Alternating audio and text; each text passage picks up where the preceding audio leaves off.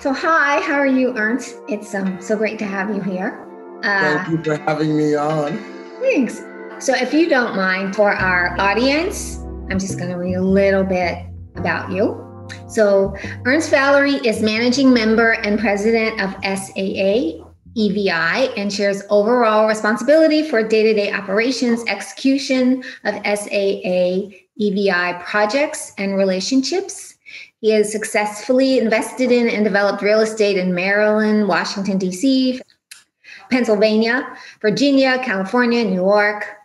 For the past 18 years, has been involved with development projects ranging from mixed-use, multi-tenant rental properties, single-family renovations, condominium conversions.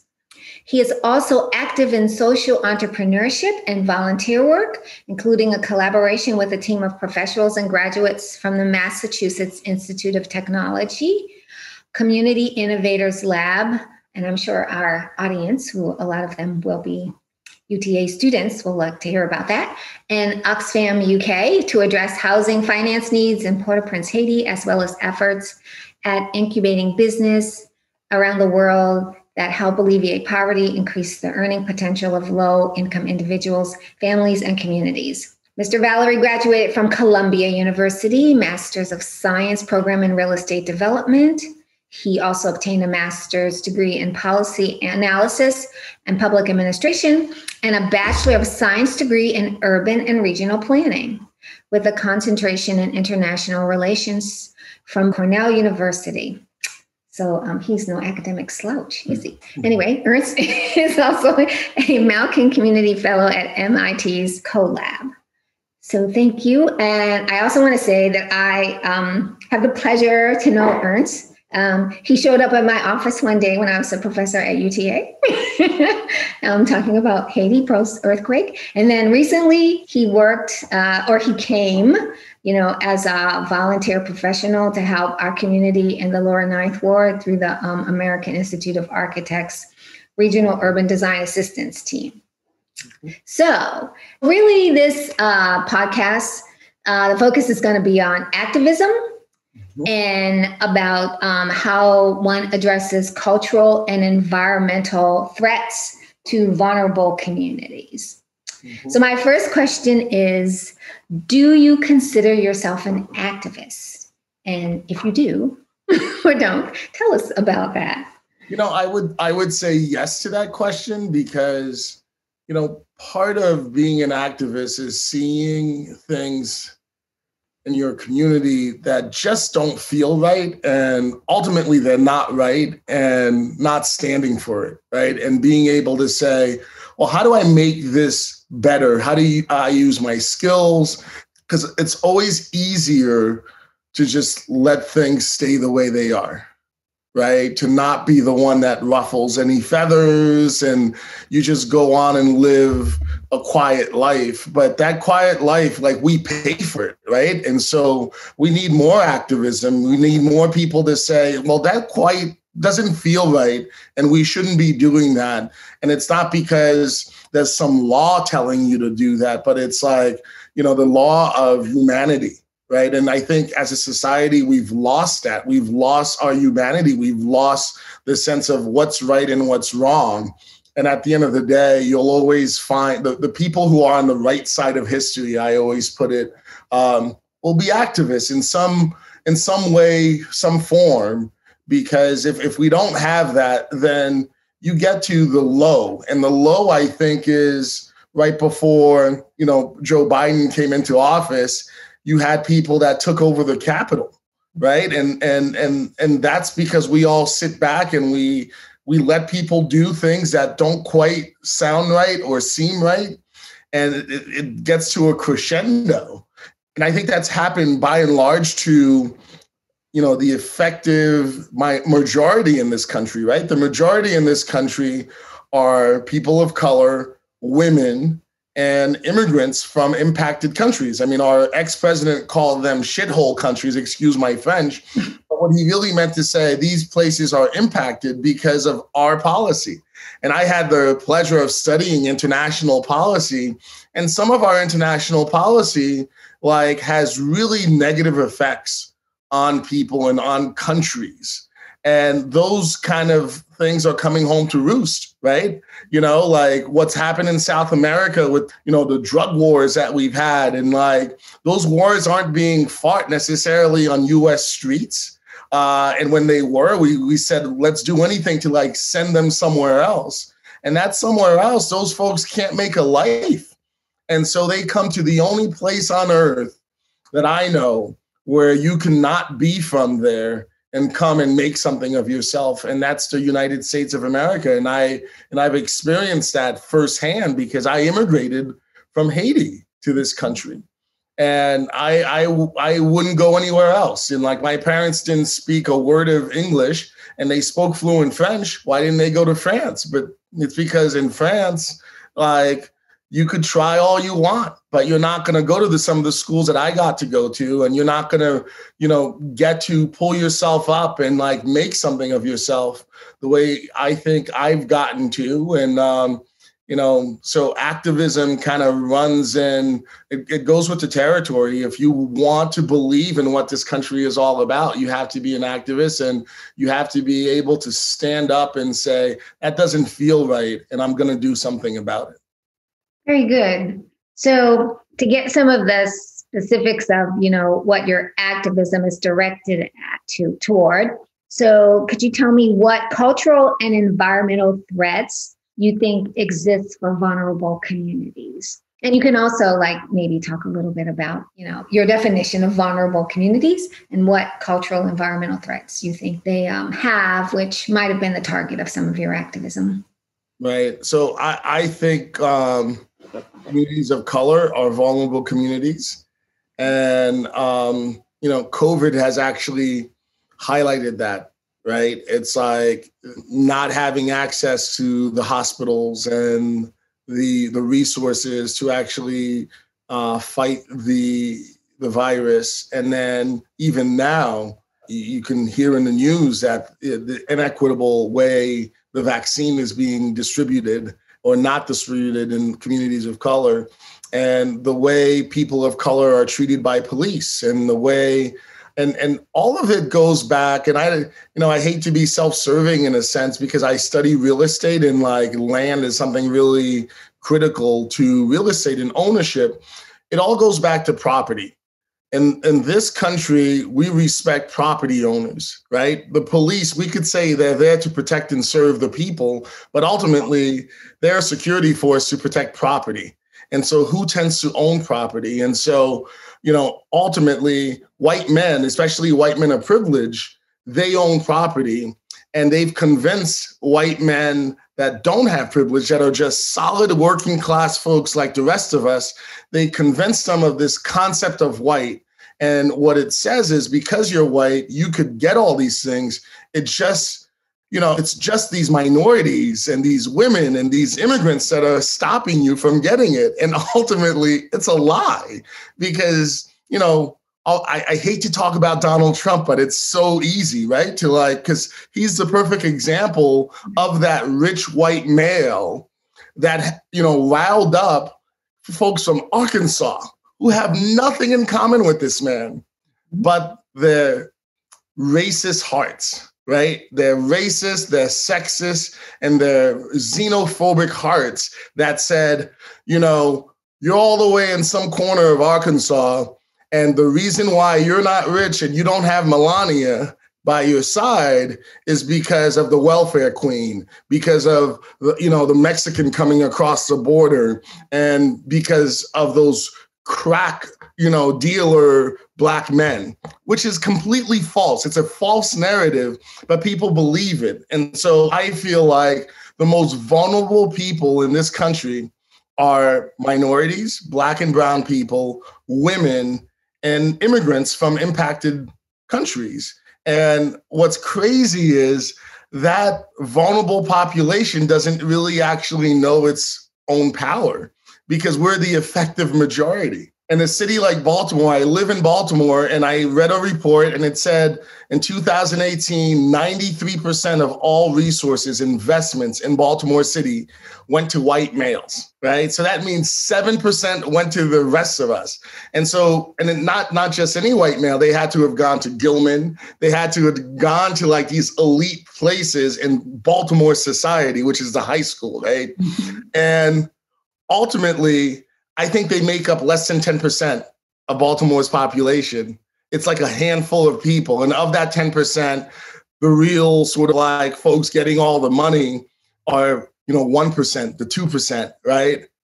And they found a legal way to take 93+% of the resources. Now, if you ever raise your voice and you say, well, that's not right, and you say something as crazy as, we should invest more in women, we should invest more in Black folks and Latino folks and immigrants, they'll find every way to tell you that's illegal. Yes. And I'm like, well, how did we find a legal way to get 93+% to just these handful of people? And it's because we create these things called credit score. We create these numbers that seem very innocent, right? Clean hands. I just had the credit score for it. Clean hands. I just had the track record for it, right? Clean hands. I just happen to have had this connection and that, so at the end of the day, they have clean hands, but the credit score is based on, oh my God, behavior and where you come from and culture, right? I mean, like I have Greek folks that are great friends that can't get loans because in their culture, they don't borrow money. And so why do we create these things? And then again, I go back. It's so we could claim our innocence, but we know it's not right. We know the whole game is rigged. And so part of my activism is like, well, how do we get capital to these vulnerable people? And one of the things we've done is we've created a fund that tries to get more women, more people of color, more immigrants at the table developing, owning property. Because if you own property, then the police work for you. The police come in, they protect buildings, not people. Yes. And if you own the building, they're going to work for you. And that's why the police doesn't work for us, because they're like, you probably don't own anything. And so there is no consequence to killing you on the side of the road because I just pulled you over. But if they pulled over a white man, they're like, well, this guy probably owns something. He's probably somebody. And I think that's what, being a person of color, when we get a little bit of wealth or a little bit of status, we're happy with that because it basically says we're the exceptional ones. Yes. Right. And that happens to women too, and immigrants. Like, look at the Cubans in Florida, the ones that have been here for a while, they get a little bit of status and suddenly they're all Republicans. Right. They forget that there's other people like them and that's the way, the East India Company that the British created, their whole thing was keep them separated and then you can control them. And so they've taken the effective majority in this country and they've put us in little boxes and we all are fighting each other like the Hunger Games. And then there's the 2% sitting up there saying, oh, we'll help you with philanthropy, with all these things, but it's all control mechanisms. And at the end, I feel really strongly that our activism, we could actually protect this vulnerable group where the majority of us come from a vulnerable group. And even poor white men, they come from a vulnerable group. And it's just they believe in this concept of white and they don't believe in meritocracy. They don't truly believe in pulling themselves up by their bootstraps because they're letting kind of like the private school, fraternity guys run away with all of it, And I've been on community meetings and you have all the Black folks, all the immigrants, all the women, they've got their eyes shut tight and they're praying in and they're praying out of the meeting. And the white elite person, that's the foundation or whatever they represent at that meeting, their eyes are wide open eating their lunch. And we've got to stop that. And I think, to answer your question, I think women, minorities, and people from vulnerable countries and impacted countries, they're the most vulnerable people. And what's crazy is they're also the majority.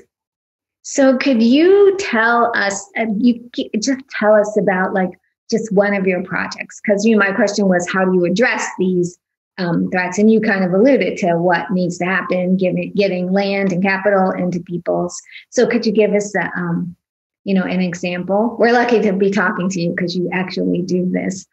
You can actually give us an example.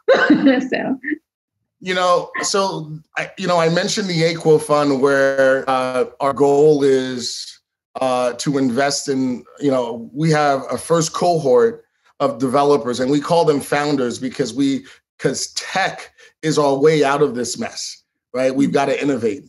And so, beyond wanting folks to just, do their first infill development to prove that they can develop, I want them to think about the next step, which is how do you innovate? So we've got 10 initial startup founder developers, and of the 10, 7 are women, and of the 7 women, 5 of them are Black women. And that's something that we're very proud of, and we're just beginning.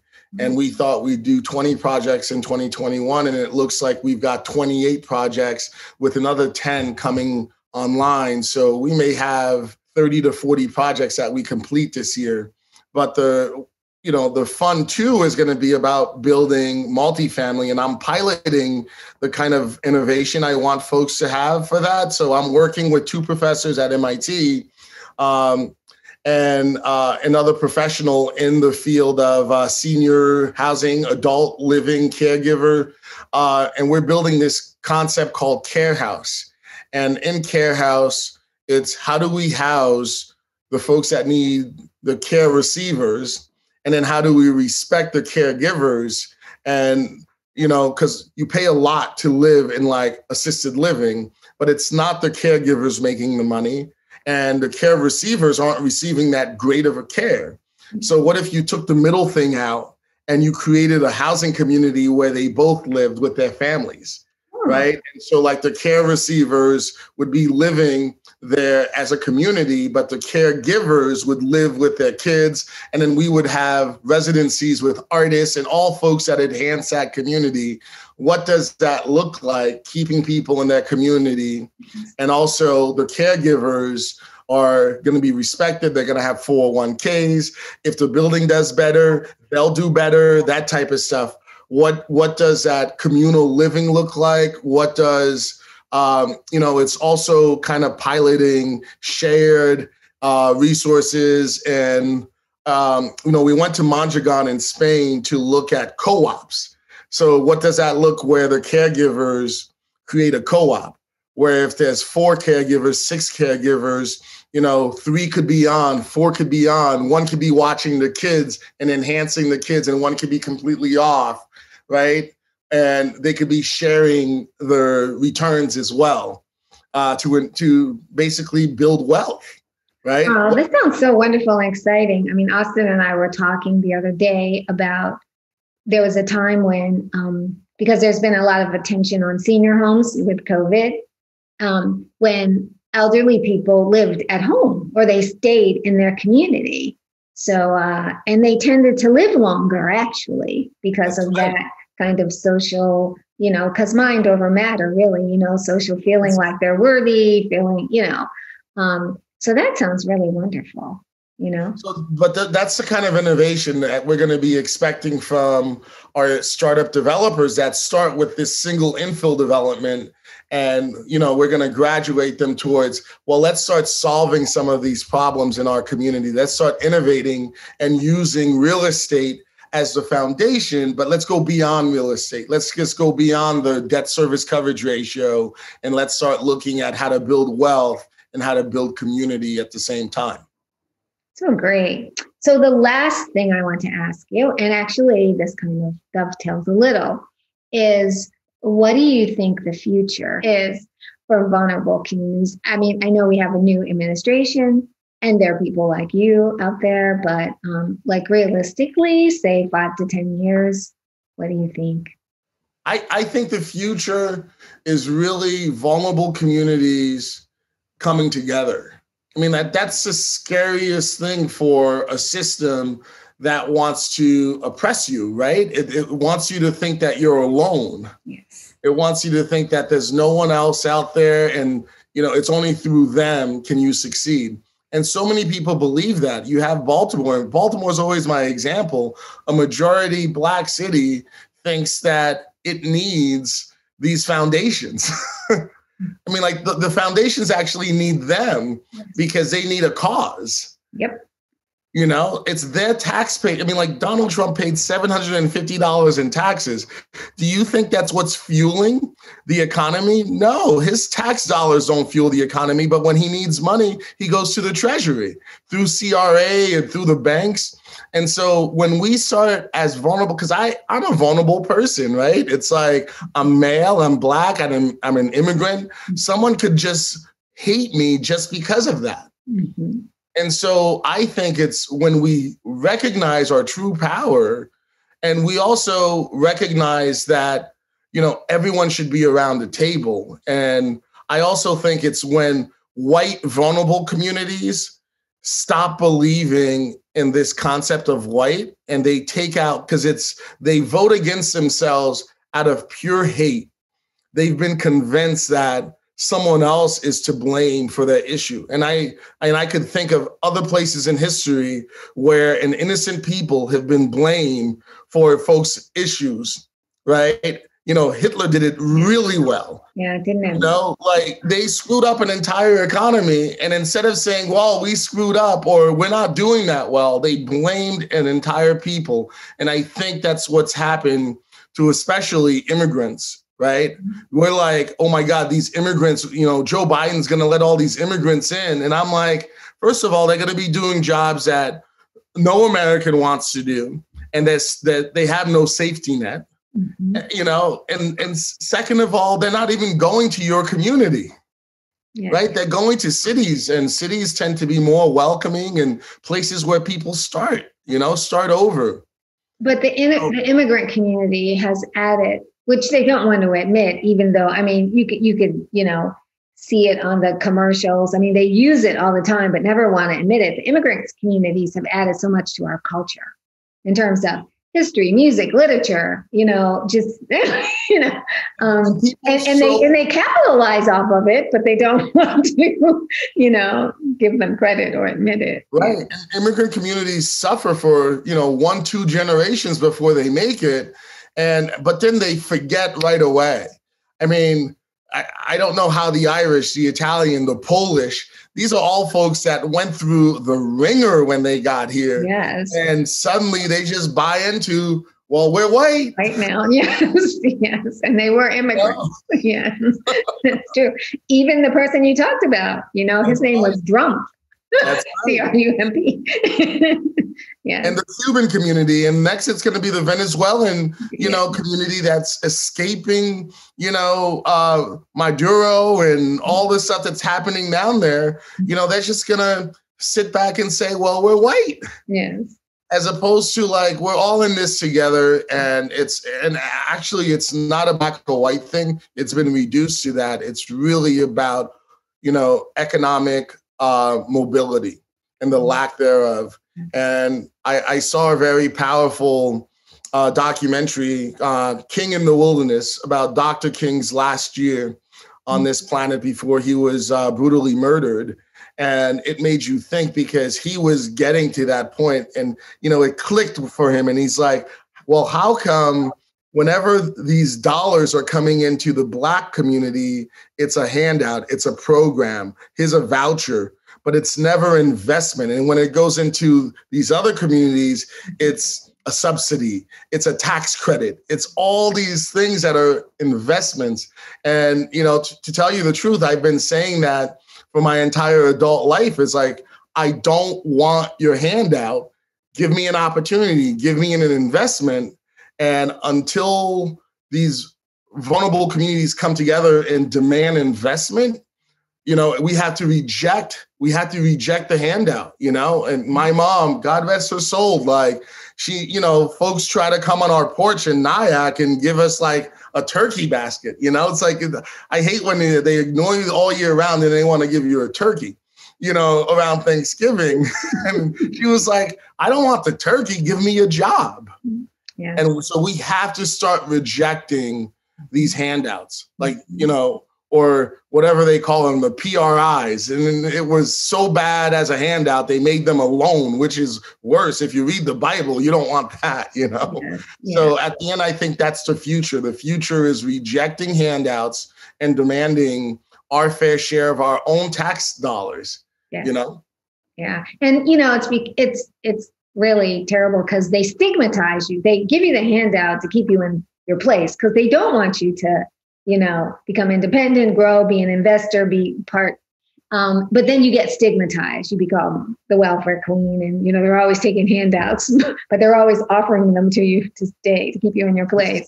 And that's where Democrats and Republicans see eye to eye, right? The limousine liberal, and the GOP stalwart, they basically want to keep everyone else boxed in their place while they thrive. And I think that's wrong. Like, let's actually believe in people. And what's crazy? If we did that, we'd have better technology, we'd have better communities, everyone would do better. And it's a simple economic term.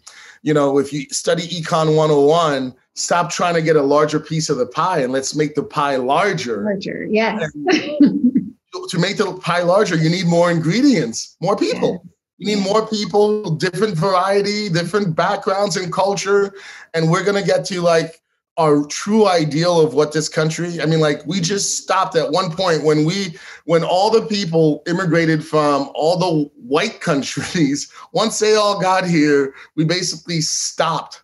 Yes. Immigration. And we said, no. It's about pieces of the pie now. Yeah. And it doesn't work that way. Yeah. Thank you so much. This was really great. Thank you for letting me grill you a bit. But this is important. I don't know. I on one hand, it's Black History Month, so we're doing this. But I feel like I tell Austin, we should be talking to each other all the time. Things that we're doing shouldn't just be known about in February. So I apologize, actually, for just talking to you on Black History Month. I'm going to talk to you again. Thank you. Well, thank you for all the work that you do. And, as a dean at a major university, I think we need so much more. Like, you don't know how important that is. Oh, I'm not a dean. I'm the director of the landscape art. There's a dean of the college. I'm the director of landscape architecture. Yeah, that's a very important position. We need more of that because people need to see. That's Black developers, Black folks, women in particular. I actually, as much as I could say I feel sorry, how hard it is to be a man of color, it's actually much harder to be a woman of color trying to do this. And so it's truly necessary to have those examples. And you have always been that for me, and so has Professor Allen. So thank you. Thank you.